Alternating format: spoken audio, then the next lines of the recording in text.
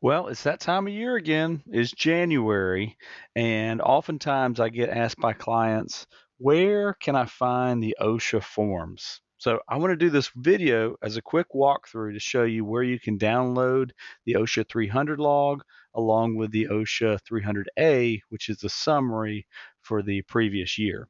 So you're going to go to just regular old Google. You can punch it in your Google machine, and you're going to type in OSHA log, and this will bring up a few different searches. By a few, I mean a whole bunch. But usually near the top, you'll see OSHA forms for record keeping and work-related injuries. You can click on this, and this link will take us to the actual forms. Now, if it doesn't come up right away, you can also Google OSHA forms for record keeping, and you want to open the PDF file. Now, as I go through this, the first thing I'd recommend is you actually just print off all these pages. There's 12 pages. You can print this off, and this actually does a very good job of explaining how to complete the OSHA logs.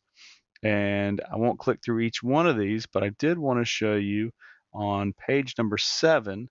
This is the actual log. And if you look here, you can see this is a fillable OSHA log. So I'm just going to give an example here. Let's say case number 1, we had David Sawyer, and David Sawyer is a welder.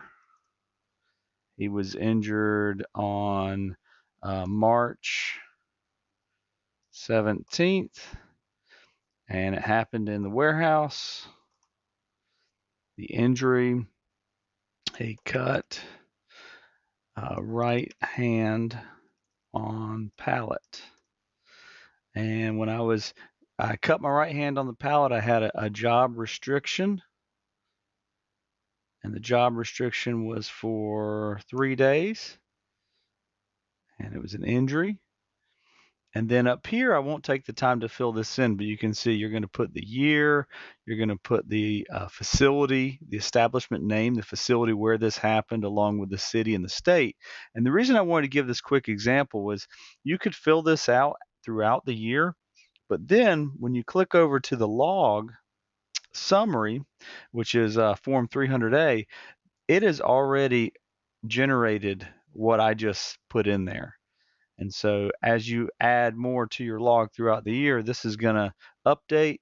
Now over here, this is the information that sometimes gets a little bit confusing. Just to clarify, you do want to know your industry classification code. And if you don't know this right off the bat, dig through some records, find what it is for your industry, and then the average number of employees for the previous year. So we're doing this in January, and we're trying to figure out what was the average number of people we had on payroll throughout the year, both temporary workers and full-time workers.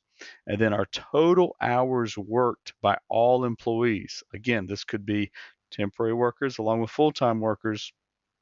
That total hours, employee count, and then you're going to have double check your information, make sure it's correct, and you can actually print this out and post it.